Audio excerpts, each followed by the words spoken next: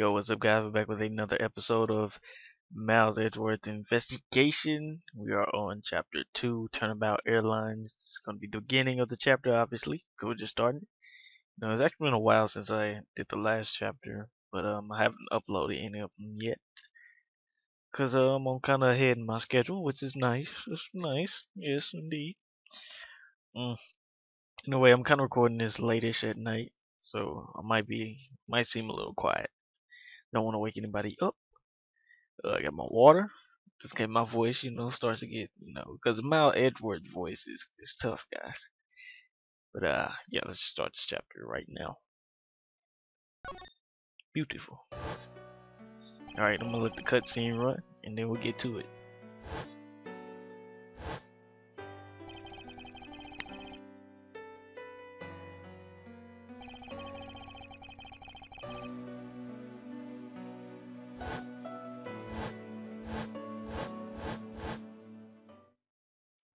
All right, even though this is chapter is obviously after the first one, some more. So what happened when Edgeworth was on his way back to the country, riding on the airplanes? Not everything obviously went as planned. Didn't just get a relaxing flight back to America, unfortunately. Yes, everything began high up, 9,000 feet. Oh, we still in the cutscene. We shut back up.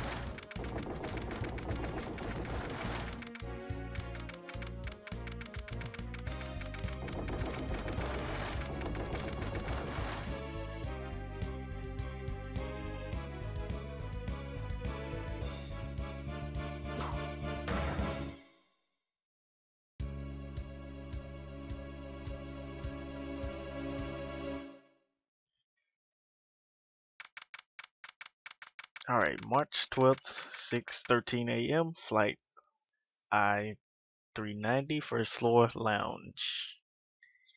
Let's get it.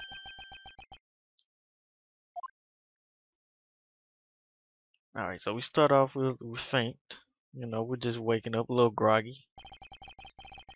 We're riding first class, it seems. We got a bar on the airplane. Why do I feel like I just woke up from a horrible nightmare? 6:13, huh? Guess I was out cold for about 10 minutes, huh? Slight turbulence indeed.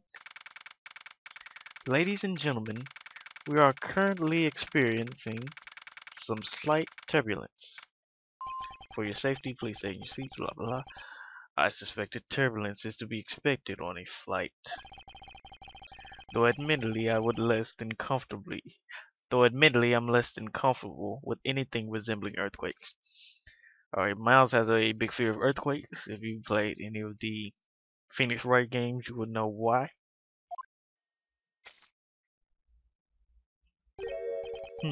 What's this? A travel wallet, but it's not mine. How did someone else's travel wallet end up in my pocket? My head. Why won't this headache go away? I'll take care of this travel wallet later, or hand it off to an attendant. From earthquake-like turbulence to an elevator. And yeah, the elevator is bad experience for Miles as well. What am I doing hesitating like this? Actually, I know full well why I hesitate. It was when I was still but a young child. I was caught up in a murder that happened in the elevator. But how long am I going to let my past haunt me? It's just an elevator. I'm a grown man now. I need to behave like one. Yeah, my voice is slightly off, guys. What in the world happened here? Is there something wrong, sir? I must ask you to please return to your seat. Eek! He's dead! Please, calm down. We mustn't jump to conclusions without all the facts. What's wrong? Did something happen? You murderer! No, you have it all wrong. It wasn't me. Wow. First person seen with the body. I mean, that's bad luck, Mouse. 6:41 a.m. flight I-390, second floor, first class. Obviously, we arrived first class, guys. Everyone, I'm sorry to interrupt, but I have an important announcement. I am one of your flight attendants today, Roto Tenero. Unfortunately, we have just had a minor accident on the flight. Minor? Somebody died. An accident? Don't treat us like we're stupid. I caught a glimpse at it. It was a murder. What? Murder? What's going on with this flight? Everyone please calm down. There's no reason to panic. The flight will stay on course and make its scheduled landing. We're still currently in the middle of a rough patch of turbulence.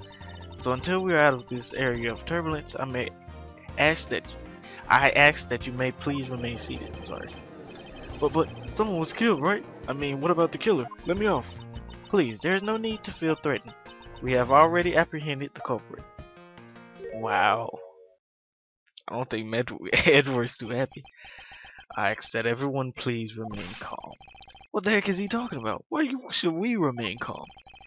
My name is Miles Edgeworth, and I am a prosecutor, and I assure you that I am not the killer. Being a prosecutor doesn't make you incapable of murder, buddy. Now you listen here. I'm not a killer. I simply found the body.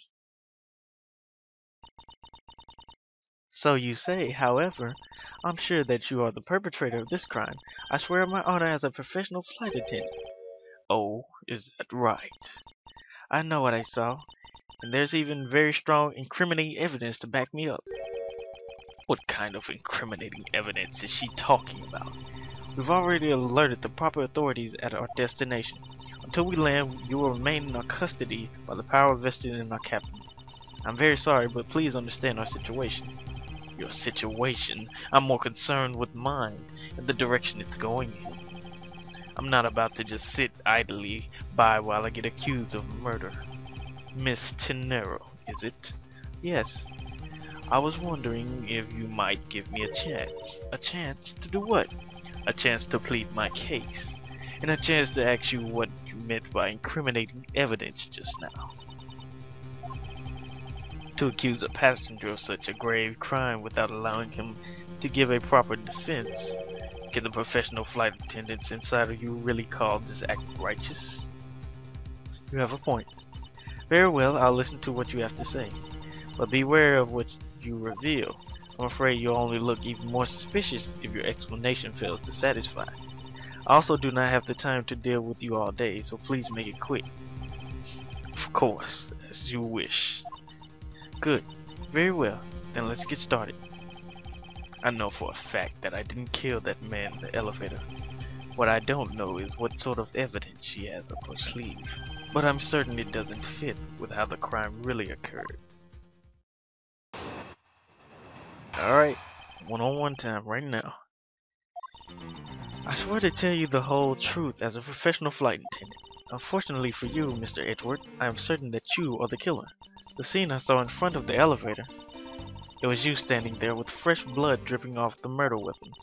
So if you would please cooperate, we'll turn you over just as soon as we land. What? That's it? That's her evidence? I don't think you could ask for more perfect witness testimony. Wouldn't you agree, Mr. Edgeworth? Not really. It's hardly perfect when there's a gaping hole in it. Alright. So let's see what evidence we do have on us. Alright, so we have this travel wallet. Alright, so that's what she's claiming is a murder weapon and claiming that it's dripping with blood, but obviously it looks like it's dripping with wine. So I think that we have to present that. First of all, it's not a murder weapon, okay? Mr. Nero. What is with the yelling all of a sudden? Force of habit. Well, it doesn't matter. Miss Tenero, you say you saw the murder weapon dripping with blood, is that correct? Yes, all that blood, drip, drip, drip. Just recalling the scene sends chills down my spine. Sorry, but your so-called professional flight attendant training has failed you. What? I'd like to direct your attention to this. Do you know what this is? It's a travel wallet, right? but it looks a little big and bulky. The thing you saw me holding when I discovered the dead body in the elevator was this very travel wallet, Miss Tenero. What? Impossible. Now then, do you still think that I am the killer? That I killed him with a travel wallet? I saw blood dripping from the wallet. I know I did. As you can see, this wallet is clearly stained. But if you would be so kind as to take a whiff, I think you agree it's only grape juice. They probably had to tone it down from wine to juice. I don't know why. It might, I don't know. Then, that's right. You mistook the grape juice for blood. The murder weapon dripping with blood does not in fact exist. No! There, that should clear up that pesky accusation. Wait just a second. That is, I mean, even a wallet could be deadly if it was wrapped around something heavy. I demand that you show me what's inside, please. She's trembling, and the tacked on please at the end sounds like I've got her. There's no need to look inside. Even you can tell from its appearance that it's light. No, I can't be sure of anything until I see the contents of the wallet for myself. She's a persistent one. I suppose we have no choice but to see what's inside. Miss Tenero, if you would be so kind to open the wallet and check its contents for me. Alright, I usually don't pry into passengers' belongings, but we have no choice here. Uh-oh. What are we gonna find? Oh, I gotta find it. Okay, examine. It seems that this passport is all that's in here. As you saw, there's nothing but a passport inside. This renders your wallet was the murder weapon argument moot. Wouldn't you agree? Please, hear me out, Mr. Edgeworth. What is it now? Well, I was wondering whose passport it was exactly. Oh. Can I take a look? Why not? I'm rather curious myself. This is just as I thought. This travel wallet belonged to Mr. Ackley Hicks, which makes it the victim's property. You stole the victim's wallet. You didn't, you? How dare you? You said it yourself. You claimed to be holding this wallet in your hand when I found you. Perhaps I did misconstrue the wallet for the murder weapon, but it seems that I wasn't wrong about who the culprit is. Uh-oh. As you claim, the murder weapon is not the travel wallet. However, it is something that you stole from Mr. Hicks after you were done with the Valdez.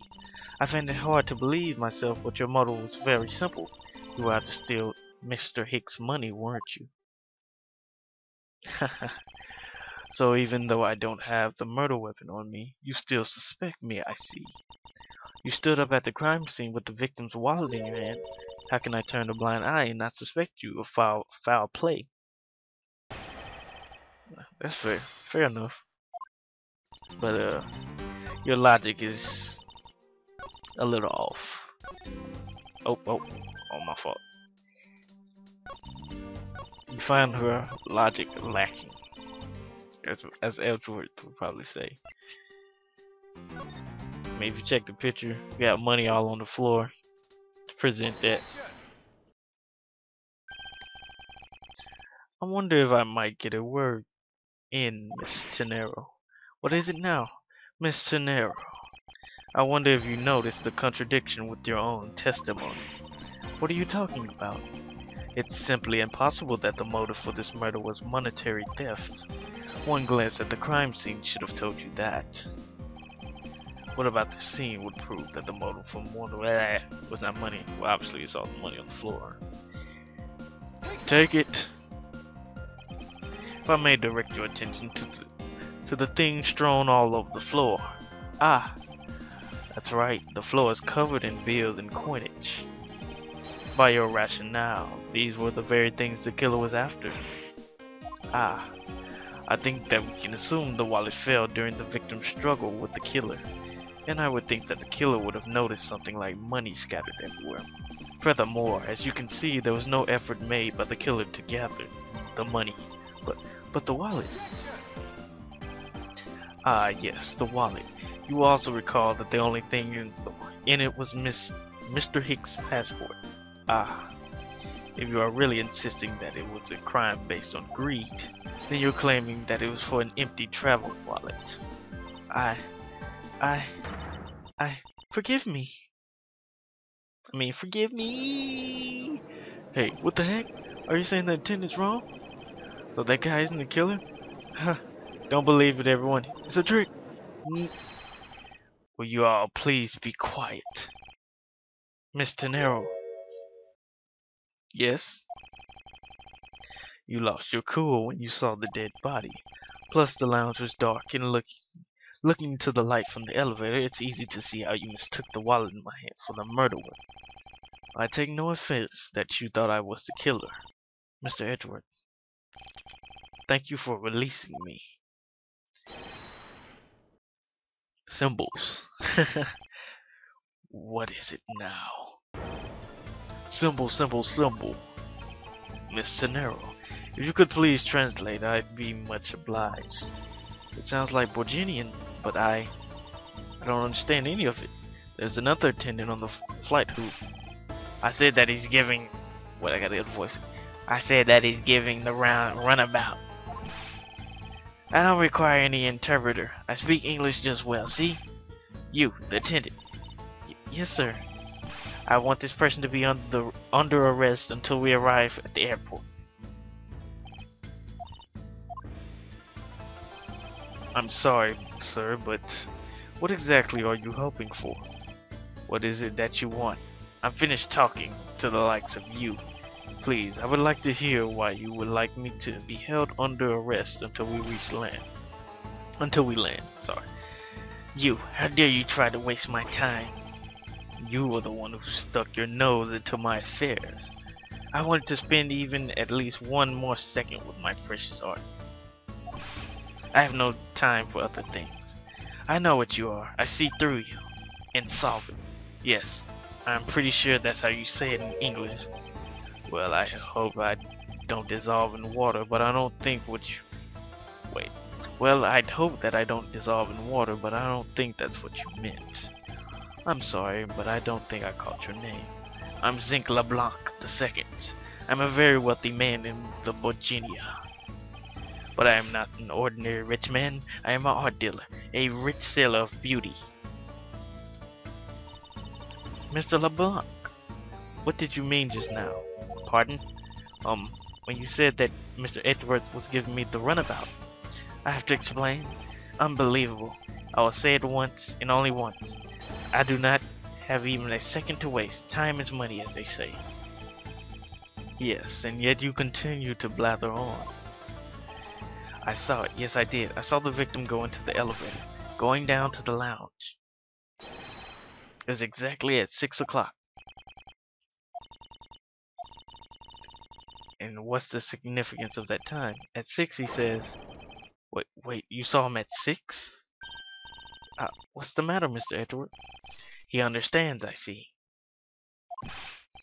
Miss Attendant, what time did you discover the body? Well, it was a little bit after the patch of turbulence, so I would say around 6:15.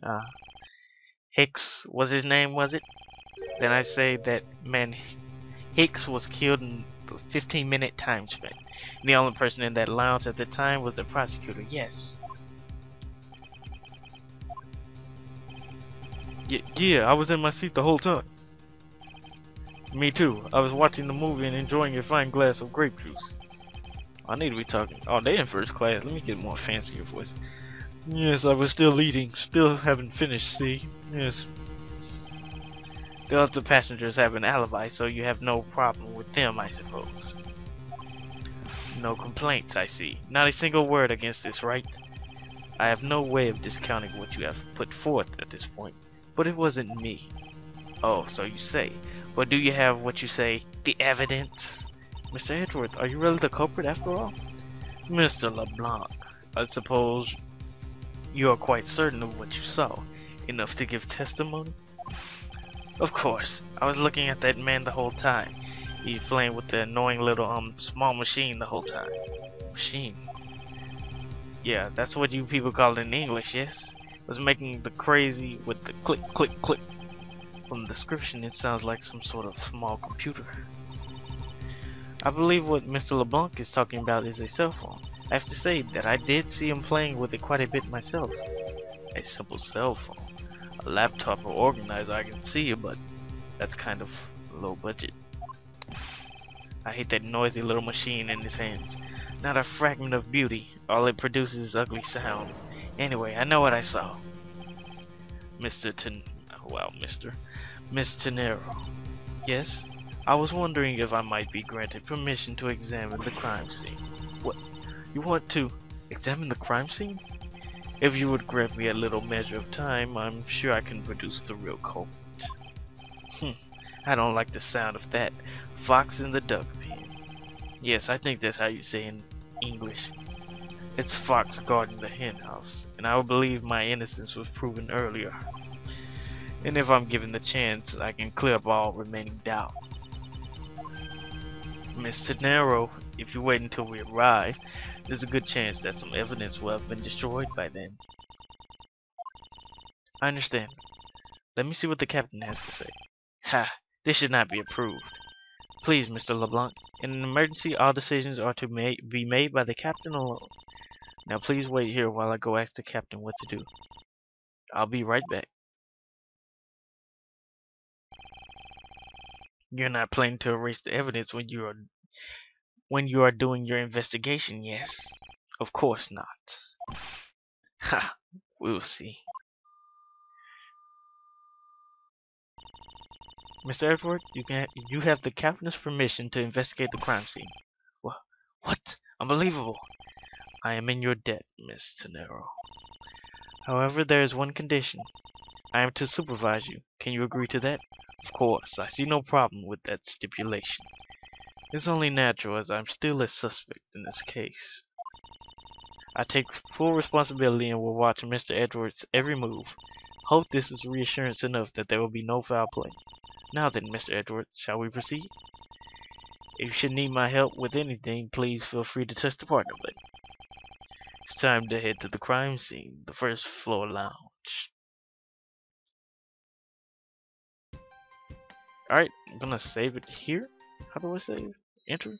There we go. Alright, I'm gonna save it here and we will begin our investigation on the next episode. Hope you guys enjoyed, and I will see you guys next time. Enjoy the rest of your day.